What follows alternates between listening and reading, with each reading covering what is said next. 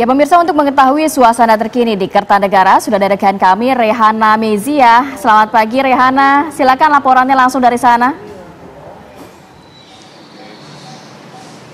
Ya baik, selamat pagi pemirsa TV One. Bahwasanya di hari kemarin rakyat Indonesia ini sudah melakukan pemilihan umum di tahun 2024, yang artinya saat ini kita semua sedang menunggu siapa sebetulnya calon presiden dan juga calon wakil presiden yang tentunya akan menggantikan dan juga akan memimpin Indonesia selama 5 tahun mendatang. Ada pula memang dapat kami informasikan bahwasanya salah satunya pemirsa kini dari calon presiden nomor urut 2 ada Prabowo Subianto. Di tempat saya mengabarkan saat ini di depan halaman rumahnya bahwasanya masih terlihat sepi dan masih belum adanya aktivitas yang menonjol, begitu baik itu dari para relawan yang hadir di pagi hari ini maupun dari para sekjen ataupun ketua parpol, dan juga memang masih sepi begitu. Anda juga bisa melihat di layar kaca Anda saat ini pemirsa. Kemudian juga memang di belakang saya juga dan juga di depan saya ada banyak sekali karangan bunga yang memang bertuliskan menjadi presiden 2024 sampai 2029 di depan halaman rumah milik presiden ataupun calon presiden Prabowo Subianto, yang kemudian juga dapat kami informasikan selanjutnya bahwasannya juga jika kami juga masih belum mendapatkan informasi bahwasannya apakah Prabowo Subianto hari ini akan melakukan giat apa ataupun akan melakukan kegiatan apa begitu.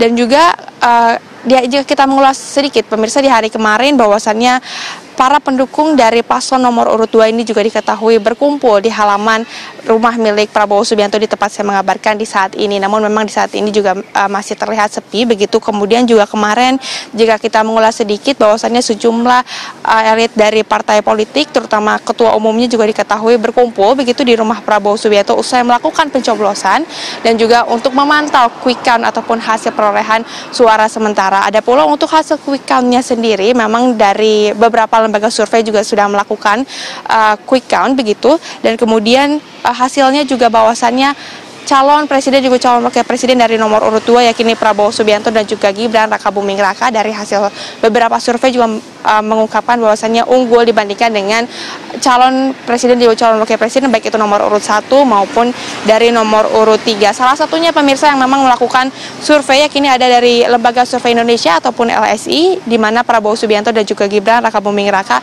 saat ini ada 58,16% begitu yang memang sudah diperoleh suaranya. Yang kemudian di selanjutnya juga pemirsa, tentu quick count ini juga bukan hasil rilis resmi dari KPU dan kita juga masih harus menunggu hingga nanti 20 Maret 2024. Kemudian juga untuk pergantian kekuasaan sendiri akan dilakukan nantinya pada Oktober 2024. Namun memang hasil akurasinya sendiri baik itu dari lembaga survei maupun dari hasil KPU ini diketahui bahwasannya tidak jauh berbeda begitu. Dan jika kita lihat juga bahwasannya KPU juga hingga saat ini masih terus melakukan ataupun memproses suara pemilu di tahun 2024 ini. Kemarin juga pemirsa jika kita melihat sedikit begitu, usai melakukan pencoblosan Prabowo Subianto juga tiba di Istora, yang mana dalam pidatonya kemarin Prabowo juga sempat menyinggung bahwasannya dirinya bersama wakilnya kini Gibran Rakabuming Raka ini memang unggul begitu untuk hasil di quick count dalam Pilpres 2024.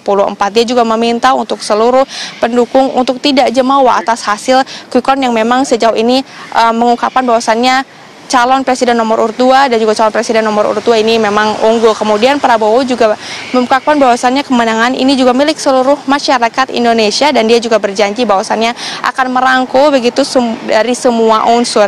Prabowo juga dalam pidatonya kemudian juga menjelaskan bahwa Indonesia tidak terlepas dari adanya tokoh-tokoh, salah satunya adalah presiden yang memang sebagai tokoh pendiri bangsa dari presiden-presiden selanjutnya begitu, dari presiden sebelumnya maksud kami begitu pemirsa.